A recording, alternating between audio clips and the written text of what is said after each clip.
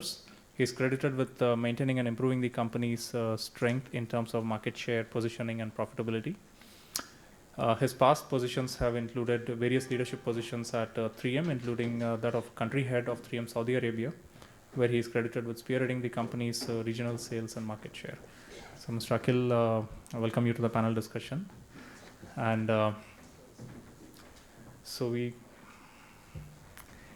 while they set up, the panel will comprise of Mr. N.C. Narayanan, Chairman of SSA, Mr. Mohammad Akhil, Mr. T.N. Ranjan, and Mr. Ala Miktadi. Good afternoon to you. So I had the privilege of chairing few conferences where I tell the speakers that I'm going to ring the bell when you are going to exceed the time. So unfortunately, although it looks a little bit rude, so I was finding an intelligent way of ringing a bell only the speaker can hear. Yeah. So what I would suggest, I don't want to take you through this conventional way the panel discussions are done. Although I'm going to ask few questions to the panel members, just in case you are not going to ask any questions. Yeah. So I want to give the opportunity to the delegates. I know that we cut short the time for you to ask the questions, so kindly feel free to ask any questions, and if anything needs to be supplemented, or probably if I want to enhance the scope of the question, then I will intervene. So I open the session for the delegates to ask any questions to our speakers. Sunny, you can run the mic in case if, yeah, please. Yeah, go ahead. We can hear you. I think we are close by. Yeah, go ahead. The factory, Global Transformer established in 2004, so it's quite established, and you're talking about 2014, so 10 years from its establishment. As I said, improvement, even if you ask me today, still I need improvement. Improvement does not stop anywhere. So it's not a destination, it's a journey. We have to keep questioning what we can do better. So if you go and refer to the book, Cheaper, Faster, Smaller, you cannot stop searching for a better and efficient way to reach. Now, no pain, no gain. Now, how to change, again, engage the mentality of the people, because the only challenging factor is people. Machine can just operate it and switch on, switch off, or put the parameters, everything will go on. But changing the mindset is the main challenge, where you have to engage them and to show them what they have in it. There is one Chinese saying that, tell me, I will forget. Show me, I will remember. Engage me, I will understand. So you need to let them know and understand that this is for them. This, if it will improve the bottom line, it will go for them in the form of bonus, salary increment. If you satisfy the customer, he'll be happy, he'll pay you. This money, we will share it with you as salary increment or bonus. You know, in UAE, people is always money oriented more than anything else, because they are coming here to make money, correct or no? So I'm not saying it was an easy task, but frankly, again, I'm not just saying marketing, but SSA team managed to absorb these people and to get the best of them. When you talk about a change of processes, all that needs is a good planning. If you really plan it well, it causes no disruptions. Simple and straight. But again, whether you reach 100% of your lean efficiencies on existing plant, always becomes slightly debatable issue on that here. If you are at a 20% productivity level in existing factory, you might reach 50 or 60 or 70% level in productivity. But the reason the thought process always comes in is, do not wait for tomorrow. So if you want to start it, if you have any new venture coming up, any new entities coming up, while you can definitely improve the productivity of any existing venture, which we have done it, all of us, and we have reached a remarkable growth level. But if you're fortunate enough to align and implement it at the initial stage, then you can really do wonders with the range system. So you have advantage both ways. Any other panel members would like to? Yeah, fine. So shall we move on to the next question? I hope that question answered to your satisfaction. Yeah. Yeah. Hi, my name is Krishna. I'm from the service industry, the freight forwarding industry. Just wanted to understand that most of you have given the example of manufacturing industry in terms of lean. I would be very happy if at least one slide or one example from the service industry would also have been presented. So how does it work? Does this work the same way with the service industry also is what is my question. I think the last presentation Naveen made, there was a case study. I think he shared. I agree that the large portion of the presentation was on manufacturing, but we have Mr. Mohammed Akil, who is currently experiencing lean in a service environment. I would request him to say a few words about his experience. Okay, well, I might not be in a position to comment as both gentlemen on my sides because they have already been working with SSA for quite some time. We just started working with them couple of months ago, I can say, or a couple of weeks. We did realize the need and the importance of going into this kind of concept and this kind of way of thinking because I'm sure we are all passing through what everybody is passing today in the UAE environment or in the whole Middle East region. We have been overwhelmed by very good growth in the past couple of years that we did not see what was happening at our organization levels. Our organizations were growing fat and were growing into a lot of areas and that was covered by the revenue as well as the net profit and you could say okay.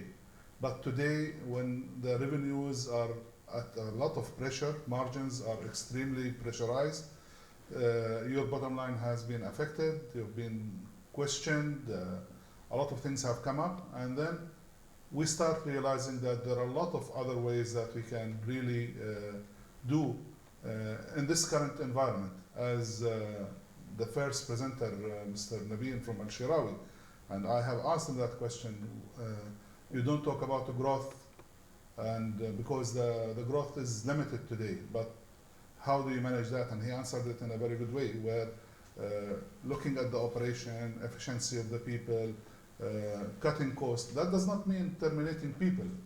We work with a very well-reputed organization, Arustamani Group, that's not part of our culture. But at the same time, we are also need to deliver the bottom line results for the owners. So what I have seen in the last couple of weeks, very thorough analysis of our processes. The team that has been assigned into our organization has sat with all my, let's say, department managers, and they have gone through the whole process from sales to logistics to warehousing to after sales. So even into collection and all the, we are a trading company. We provide, we represent very well-known brands in the automotive aftermarket, like tires, lubricants, batteries, air conditioning. So we provide, solutions to customers all over the country, and we are very much involved into a lot of processes. So of course, and as I think you raised the question, what is the benefit of all this exercise? I mean, what can they guarantee, or is there something that's tangible? I was very much concerned when we were in the negotiations with SSA about the benefits that we will get out of this exercise, because at the end of the day, it's an investment that you have to do. And we could see that, on the long term, and it will pay off, definitely. It's not the investment that you are making today, but what you will get out of it in the coming months or years, let's say. Maybe I'll give you a very clear example about lean in the banking industry. If you recall previously, how much time it was taking to make approval for loans. Sometimes loans, it was taking like 1 month.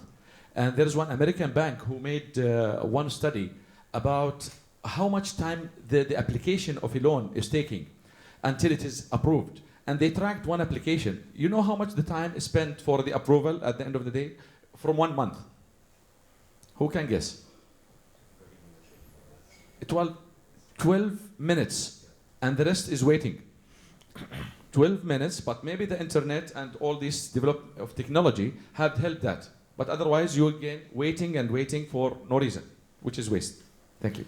So more than 50% of the engagement Naveen has been consulting in Oman or in the service area. I would request him to supplement a few thoughts.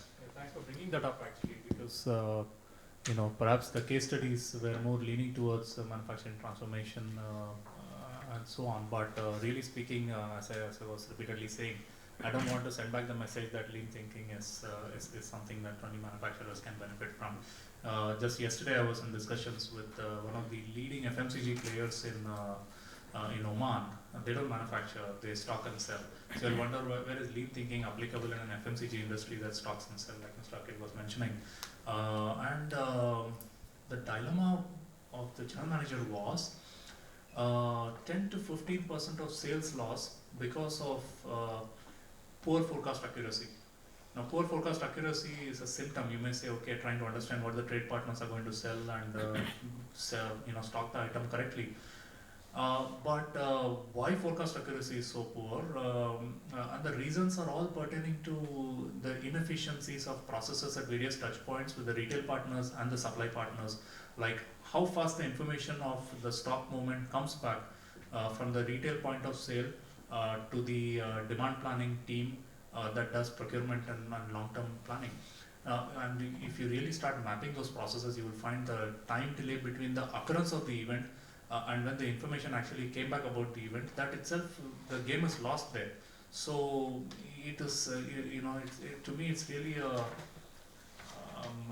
it's a no-brainer really. Any industry, and I think we should keep aside the context of service and manufacturing. What we do, lean thinking needs to permeate.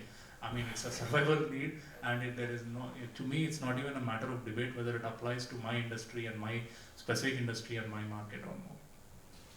So if you see in the larger perspective that whether it is a manufacturing company or a lean, I mean in a service industry, in a manufacturing probably whatever goes wrong in a transformer you come to know after some time when the transformer fails in the field.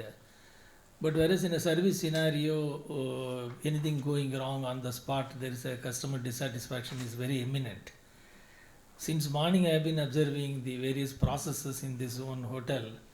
I'm really a delighted customer because everyone knows their job and they are competent enough to fix the problem on the spot.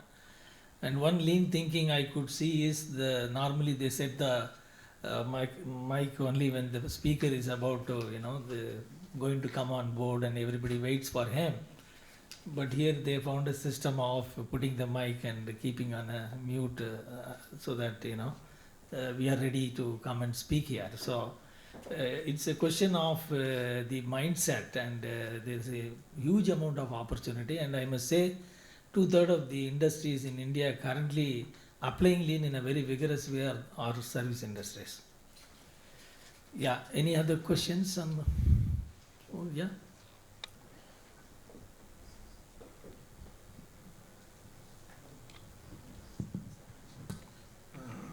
Sir, I am from process industry. We used to get a lot of raw material from France and the US and Germany, because in this part of world availability is very rare, and we used to get it from different countries. So we are keeping always 3 months stock. Some chemicals are rare chemicals, nobody is keeping, and they have monopoly. So we used to keep 6 months of stock. So because that inventory is very, very important in the lean. So how to improve or overcome this overstock of raw materials, inventory management? Yeah, I would request Naveen to address this to start with, and the rest of the panel members, because you're specialized on this area. You touched upon a topic that I'm very deeply passionate about, so I just don't want to delay lunch by, going on taking a one more session.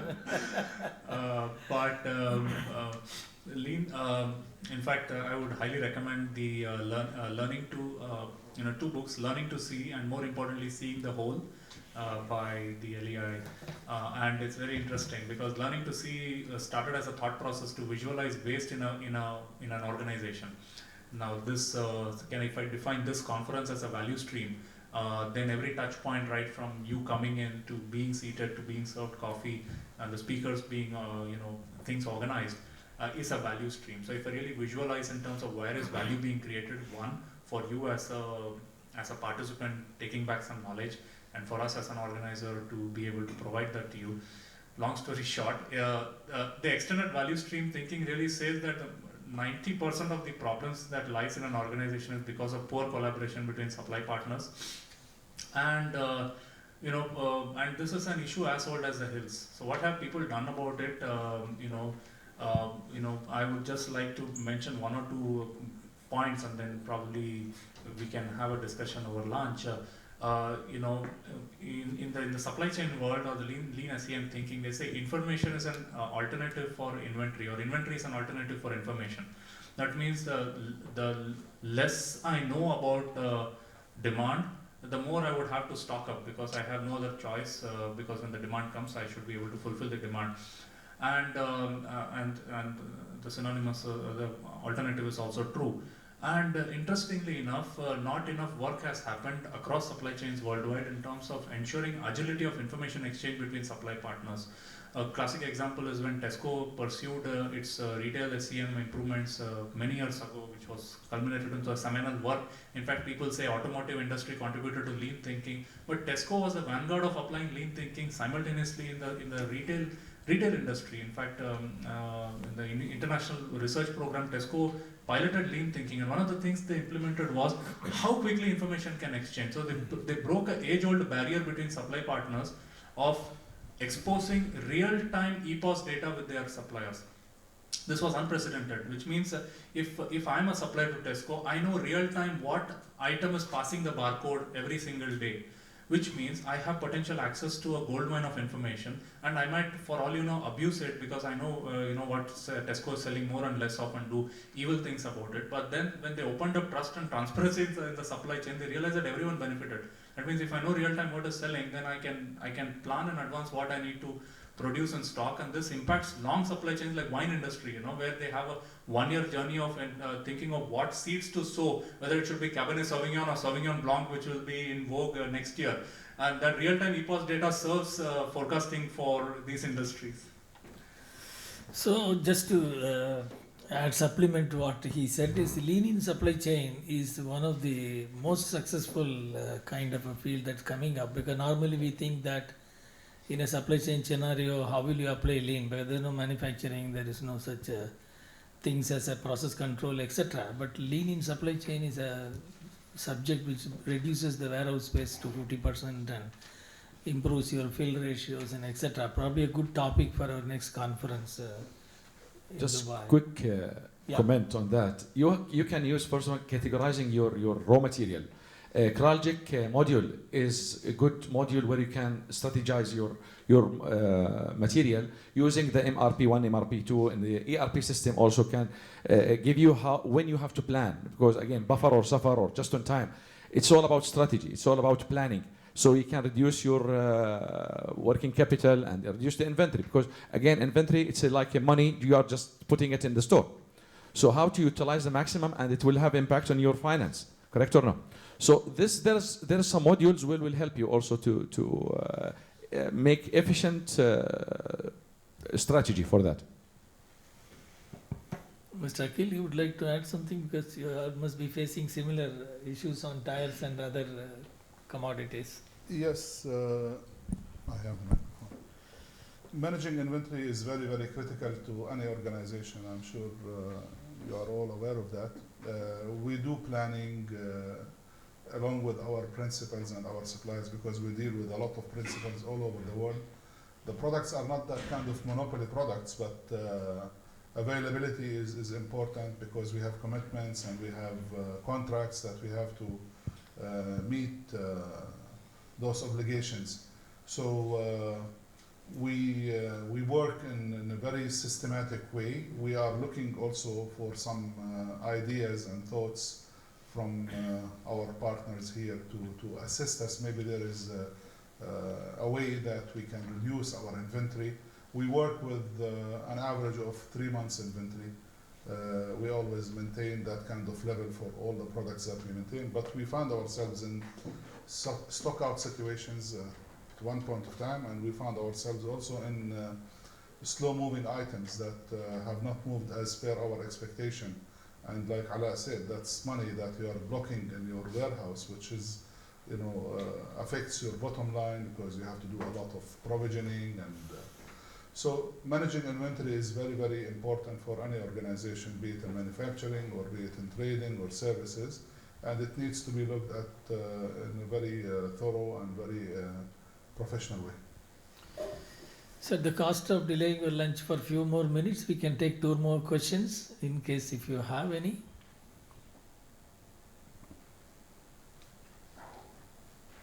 Your silence shows that you're ready to break. Yeah, I know. So, final one question. Yeah, thank you very much for. Because lean is, as per my understanding, I thought that because existing factory, there will be a machine will be here and there will be there. After the current state mapping, the future state mapping will be reshuffling of the machine close to each other, so that the time will be, the wasting time will be eliminated, so that we can improve the future state mapping. So this one, reshuffling of machine is maximum contributing in the lean, or any other things added? Would like to try this question? I can just briefly Yeah. say, but I presume Naveen would be the best Yeah, no, person yeah, to it is. answer that. Yeah, you can look at it practical point of view, and then we'll Yeah, share yeah. our experience. Yeah. It is not linked to shuffling our machines alone. That's the lean is a very comprehensive process where you have to do a complete time study, motion study, and the productivity studies in that area. So you will have to really go through a comprehensive process to see how you change the whole culture of the organization, the entire processes. Shifting of machines is only a very small fraction of the whole lean systems in that. But I presume Naveen can answer much larger details about it. Yeah, I think I would request Naveen to share his experience on OAFC is a Oman Investment Finance Corporation, which is purely doesn't have any machine to move. I would request Naveen to share that case study a little bit. Wow. Well, I think his question was about Without moving machine, how do you improve yeah, in service industry? and more so merely by moving machines does the improvement come. Perhaps touching a little bit upon Sure. both aspects. I think again linking to this seminar I was attending last week, and the speaker was presenting about factory design concept where right from the time the product is conceptualized right up down to when it is physically produced in a factory, everything is done digitally. This whole digital factory 4.0 movement that they're talking about. So the interesting part for me was the change really happens here first. That means if people don't start believing that a different way of doing things will produce a different result, it's a vain exercise. So I would say 80% of the change really is in the mindsets of people. People willing to submit to this idea that we are not doing things the best possible way. Yes, we probably did it to the best of our ability based on the thought process that prevailed at the time of setting it up. But obviously it can be challenged and improved and made better. So that's the bigger part of the change. And also even in factory improvements, more often than not, a lot of the benefits or a lot of the change or improvements happen in the support functions where no physical movement is happening, because many times the factory has a capacity, they're not able to produce because the material didn't arrive on time. The operator is idling because some component was not ordered. And this has got nothing to do with the factory process itself. It has got to do with the procurement and handoffs between planning, scheduling, and so on and so forth. So last but not least, on the in industries where they don't produce physical goods, we've had experiences with utilities, the company providing services to public utilities in Oman, where their job is they do meter reading, billing, collection of money from end users, and then that money, portion of that is the commission to this organization. So the value stream is very simple, but the company was losing money to historically, penalties and all sorts of profit leaks that you can think of. It's got nothing to do with the complexities in the process itself, but how well the process is executed and what are the sort of waste in the process. Many times the meter reader would show up and the premise doesn't even exist, it's just an open land, and he makes a reading and comes back and bill is generated, and every month bill is generated for an open piece of land where the house was demolished 2 years ago, and there's no process by which it feeds back saying that this property was demolished, close this account, and so on and so forth. So all of this inefficiencies and waste and muda in the process creates all sorts of pain. So to me, really lean, once you put on the lens of lean thinking, you will be a very irritated person, because everywhere you walk, you will start looking for waste, and why is so much waste, and why can't we eliminate this waste? And thanks for NC to pointing out. When I came to this venue, I was already at the peak of my irritation. I said something must have gone wrong. Usually the mic person is not in the room and we have to go hunting for him, and so on. And so far I have not experienced any defect. The guy has been so proactive and kept saying, okay, are you going to speak next? Here's the mic, and I will turn you on and you can. So that's what lean thinking is all about. It's not very complex or any great science that hasn't yet been comprehended. So just to supplement what Naveen said, one of the delighter for me, I saw him a multi-skill. Let's give a big hand to him. He's hiding there. So he's so multi-skill, and normally getting the computer hooked onto the system, we used to have surprises, and almost you knew about everything, and he could fix the problem without calling the IT guys and so on and so forth. That's all the time we have. I think we have to close this session. And I would request Naveen to get the rest of the formalities done. Then request you to join for us with the lunch. Yeah, thank you. So sorry to hold you up for lunch, and I'm awfully aware of the. We are back by about 15 minutes. So quick vote of thanks. First of all, I'd read out my vote of thanks. For the invaluable contribution from our revered speakers and panelists, indeed helped us gain a lot of clarity and direction. We would like to thank our keynote speaker, Mr. Naveen Valrani. He had to leave. We would like to thank the rest of the speakers and panel members, Mr. T.N. Ranjan, Mr. Mohammed Akhil, Salam Iktadi. Thank you so very much for taking the time and honoring us with your presence and for very, very thought-provoking presentation.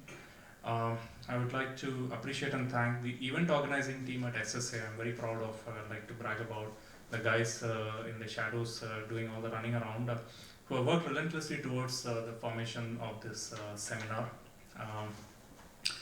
Last but certainly not least, we would like to heartily thank you all delegates for your time and enthusiastic participation, which really took the discussions to a very high level of cognizance and understanding. We feel very warmly welcome to UAE, and we really thank you for giving us an audience this morning.